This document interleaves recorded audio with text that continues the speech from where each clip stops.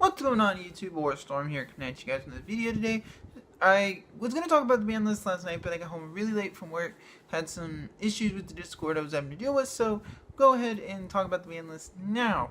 I just got off of work, come home and did a video. Plus I wanted to spend a little bit of time editing to add, the images in. As you guys saw last video, it's something I do want to keep up for future videos. So, without further delay, let's begin. So this ban list was pretty simple. Only 4 cards hit, all limitations, no bans. So we have no ban cards.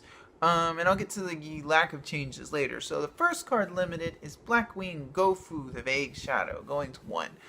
Gofu was a card that was targeted for a problem by a lot of players in general, but judging from some of these spiral lists, made great use of this card. I think the card was always really good, and I remember it was the best card in my Metal Foe list. I had played at Regional earlier this year.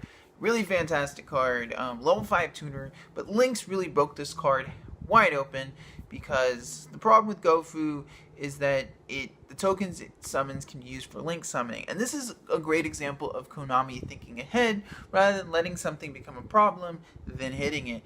If you're unfamiliar with the new Crystron Link monster combos with Gofu, Gofu is now a 1-card Link 4 rather than a 1-card Link 3. The 1-card Link 3 doesn't seem that big of an issue because you have to dedicate extra deck space to monsters. You might not necessarily really need your extra decks, Proxy Dragons or Link Spiders. But now, Gofu is not only used to make Needle Fiber. Needle Fiber will summon a tuner from the deck. You can use the remaining token and the tuner to make a Proxy Dragon underneath it.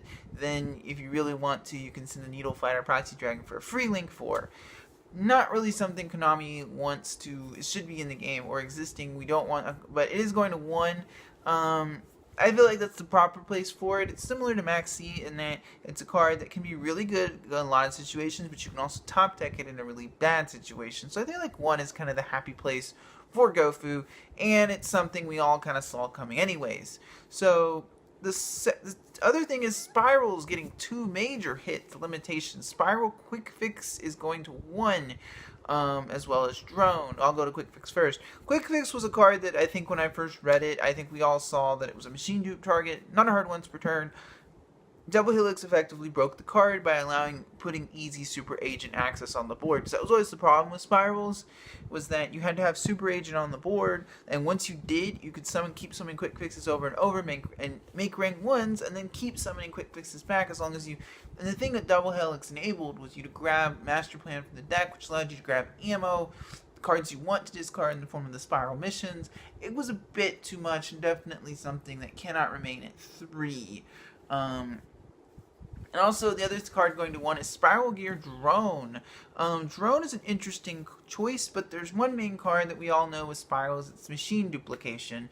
Very powerful card in Spirals by limiting Drone, because with Quick Fix at 1, you could still play Machine Duplication of Drones at 3. Now with Drone going to 1, the Machine Duplication play is effectively dead in the deck, which I think was Konami's intention by hitting Drone, but Drone had a couple of really problematic... First, it made using Double Helix's, getting Double Helix and Super Agent off really consistent and really simple.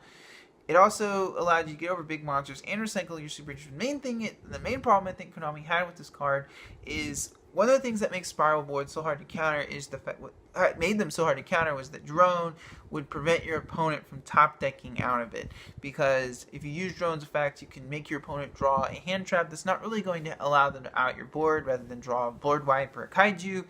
It was something clearly that was problematic, reminiscent of Yatagarasu, where you would poke. Well, it's not quite similar because you still do draw that card. It's very similar to the good old Yata lock, where you would go summon Chaos Emperor Dragon and then nuke your board and Sangang would search Yata and you poke your opponent.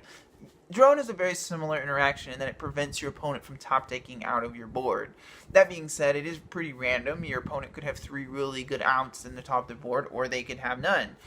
But nevertheless, I think we all see that Drone was clearly a card Konami did see, and it's pretty clear, much like with the previous list where they were avoiding hitting Terraforming, they do not want to hit Machine Duplication, which I think is a good thing because it's a very niche specific card, and do you really want to kill off a lot of those rogue decks and limit Machine Duplication? Just let Spiral roam around? No, you hit what the clear problem is.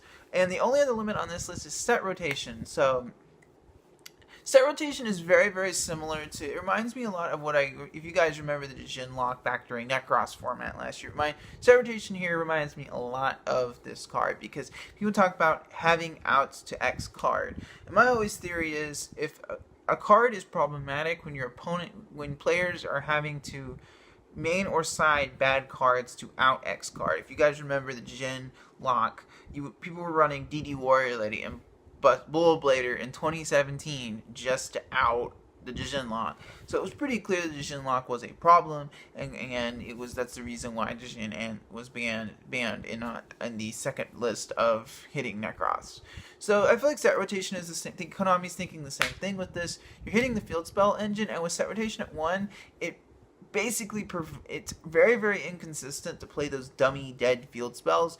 And Konami really doesn't like that kind of lockdown. They like field spells. I think that's pretty clear. And terraforming still at 3. With set rotation at 1, you can still play 1, but you can't really. It hits the consistency to the point where playing dummy field spells isn't really an option anymore. And I think that was the main intention with hitting set rotation. But the biggest thing about this list is it's very simple, very short. We are getting they said as early as January we will be receiving a new list.